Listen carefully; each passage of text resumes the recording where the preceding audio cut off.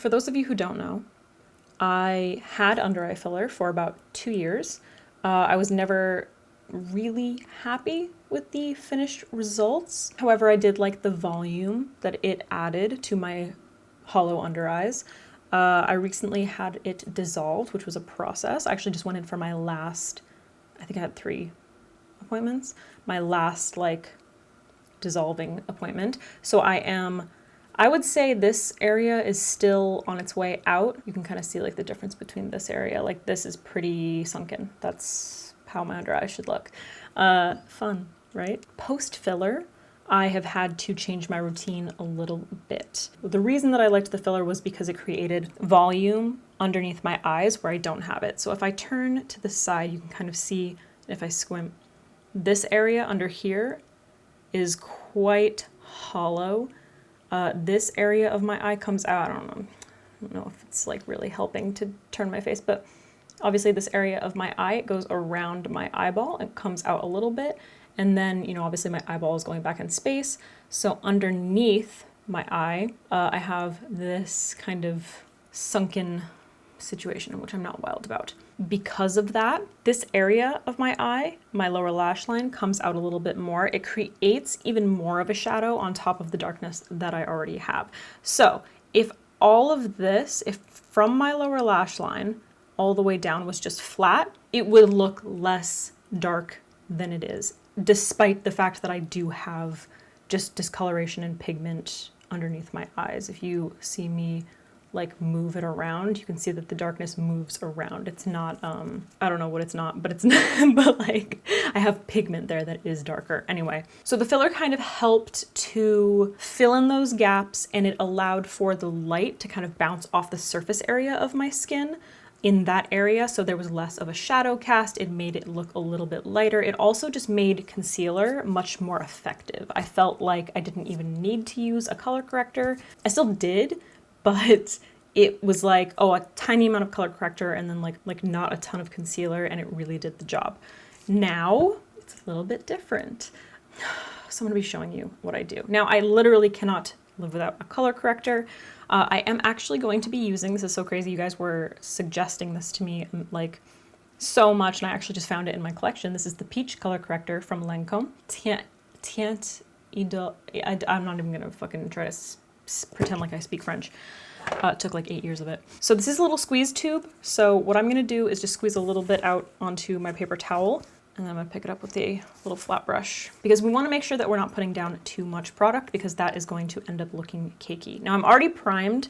I do have my like face makeup on. If you find that your concealer is creasing and you're not using an eye cream, you don't necessarily have to use an eye cream, but try using a primer in that area. Maybe I should do a little bit of that. You know what, I'm gonna add the tiniest bit of eye cream. This is from First Aid Beauty. This is their Eye Duty eye cream. This actually has like a little bit of a peach tint to it. And it also has like a little bit of pearl, so it's supposed to be light reflecting. So if you do find that I'm just gonna use like a really tiny amount. If you do find that your concealer creases no matter what, it could be that your under eyes are very dry. If you are priming and you find that your under eyes are creasing, it could be that you're applying too much product and you're not letting it sink in long enough. This under eye is really nice for people who don't have like super duper sunken under. I mean, it's good for everybody, honestly, because it does do a little bit of light reflecting, because it does have a pearl, but it doesn't look shiny, you know? So it does a little bit of light reflecting. It makes your eyes look a little bit more awake. It does have a peach tone, which is going to be good for people who don't have like a ton of darkness. So you don't necessarily have to go in with a color corrector. You could just go in with concealer over this. And it is nice and hydrating, but not too thick. All right, so my skin just kind of like soaked that up. So now I'm gonna go in with my color corrector, and I'm gonna be using this little e.l.f. brush. It's just kind of like a flexible flat brush. I like more flexible flat brushes for this kind of application. This is from e.l.f. It's the Retro Paradise flat eyeshadow brush. And I'm gonna pick up a tiny bit of that color corrector from my paper towel, like that much, small amount. And then I'm going to start applying this literally only in the area that I have that darkness. And I'm going to be avoiding this area, because if you look at my eyes, you can see I just have natural creasing there. I have lines. I have creases. The skin becomes a little more like loose and crepey, okay? So if I take that product all the way up, no matter what I do, it is going to crease. I get comments from people all the time who are like, it stressed me out that she didn't cover up all of her darkness. First of all, I don't know why it's stressing you out. Second, why am I trying to create creasing? So this is the area that makes my eyes look sunken and older. That's the area that I'm going to conceal. I put eyeshadow directly underneath my eyes. I don't need to conceal that area. Okay, I gotta make a crazy face. A cheaper alternative to this color corrector, which I also really like, is the one from LA Girl. They do have like designated color correctors, but this is the one that I use is like very close to this color. It's probably like a little bit lighter, and it's called Light Ivory, and it's like straight up light peach. So if you're fair skinned, it's great for color correcting. Now the reason that you use a color corrector is because this, see how much that's already helped? This darkness is going to look extremely cool toned when you put on a concealer. Now, typically a person who's doing like a full face of makeup is going to use concealer that's a little bit lighter than their skin tone because they're doing a little bit of highlighting, which is what I like to do. You can use a concealer that is like exactly your skin tone. That'll be fine. And then it'll actually like help to counteract this a little bit. But the reason you put peach underneath is because once you put that light layer of concealer down, and by light I mean like light in color, it removes the warmth. It ends up looking more cool toned on your skin. Keep in mind that your skin isn't opaque, you know? Colors are coming through it. So when you put one color down, this one light color, that darkness is going to come through and it's gonna end up looking gray. If you have like a gray cast when you put your concealer down, then you might want to try experimenting with a color corrector. So you can see that this just added coverage and it also added warmth. Now, I like to apply my concealer. I've been using brushes recently. I actually really like the Rare Beauty concealer brush, but my favorite way to apply it, especially for like full coverage, is the LC Cosmetics Velvet Sponge. This is the top of the sponge. It has a larger bottom that I rip off because I don't use it, it's just too big. But this is the best pointed sponge in my opinion. It's excellent for deep set eyes, like you can really get in there and do that detail. Next up, you need a full coverage concealer. I have so many videos on concealers, testing the amount of coverage. So if you are interested in those, maybe, I don't know if I have a category of them, but I'll make one if I don't, like a playlist. My favorite right now is the Kevyn Aucoin Sensual Skin Enhancer in SX03. This is an expensive concealer. However, it does come in a pot and there's a fuckload in here. And it is so full coverage. It's so full coverage that I'm going to be using this pot for like the rest of my life. Trust me, it is such an investment. They also have really beautiful undertones. SX3 is perfection, especially for my fair olive skin. What I'm going to do is using a flat brush. This one is from Elena Badro. It has no name, but it's just like again, it's a flexible flat brush, which I love for concealer. I like to pick up a little bit with the brush and then put it in the cap. So you can see I kind of like blend it all onto the cap. So I'll kind of just like blend it out a little bit. And that way I can just like dip back into the cap because this is really, really full coverage. And if you go in with too much, it's not gonna look good. So now I'm going to pat this down in the area that I want it. So I usually keep it like a little bit lower. And I like to conceal, this has to do with contouring my nose, but I like to conceal the sides of my nose because it makes my nose look thinner. So I'm going to start off by placing this concealer in the area that I want it. So you can see I'm really not going in with a lot. Now, I like to blend that out with a sponge. However, if I go in with this clean sponge right now, I'm just gonna end up removing the product. So I take what's left over on my brush and paint a little bit on that, which is going to prevent the sponge from removing product. And again, keep in mind those creases underneath my eyes. So I'm going to, wow, I literally am losing my words. I'm gonna focus this product below that area, just in that hollow. I like to take it on the side of my nose. I just absolutely love the formula of this concealer. It is so full coverage, but very natural looking if you don't use too much.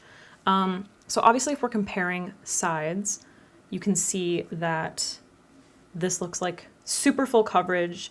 We used very light layers. Two pretty full coverage products, I would say that it's Ultra Wear High Coverage Corrector. That's how they describe it. And it is hydrating, but it's not too wet, so it's not going to slide around underneath your product. Now that's just one pass of the concealer. That's really all I use or all I need. Now the next trick is I always set my under eyes with something nice and light. I typically use the Cosmetics Light Medium Translucent Setting Powder. It's very light. This is actually a perfect powder for baking for fair skin, just so you know. The formula is stunning. However, now that I don't have that filler, I feel like I need maybe a little bit more coverage. So my trick to concealing my under eye circles and keeping it from looking super cakey is light layers of coverage. So we went in first with the eye cream, no coverage really, just like a little bit of color correction.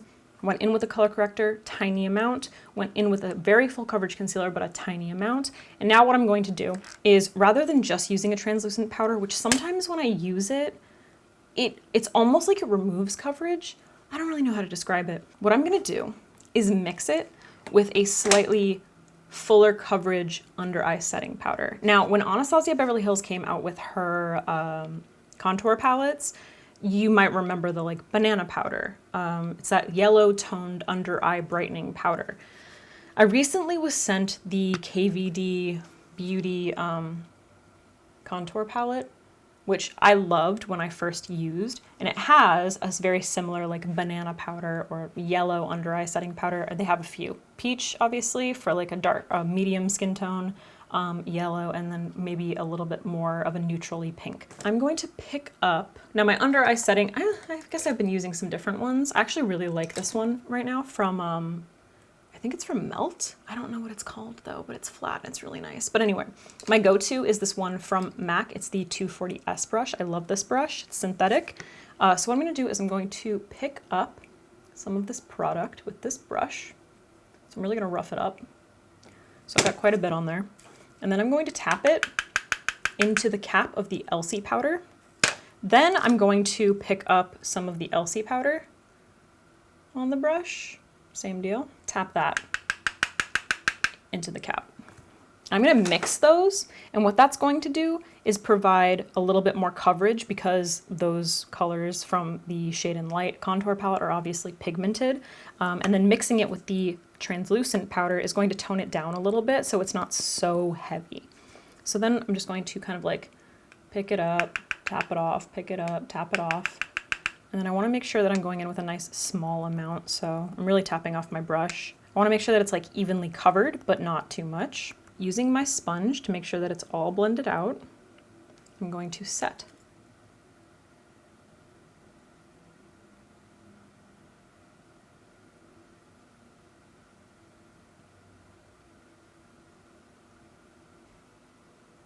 Doesn't that look nice? And that's it. It's pretty simple, you know, since that's pretty much what I use the Elsie Cosmetics translucent powder for. I'll just tap it back in, mix it all together. All right, guys, so that's it. It's similar, but tiny differences to the way I was concealing my dark under eye circles before when I had filler. So if you do have dark under eye circles, I have literally so many videos, like literally so many videos on how I do it. It changes occasionally, but it's basically the same concepts. I like light layers of coverage, and that ends up being the most effective, the most flattering, I think. And I think that that is true of not only concealer, but also, you know, spot concealing. All right, that's it. Looks better, huh? I wish I didn't have these creasy under eyes. I really hate that. It looks like a ball sack. All right, that's it. Hope it helped. See you next time.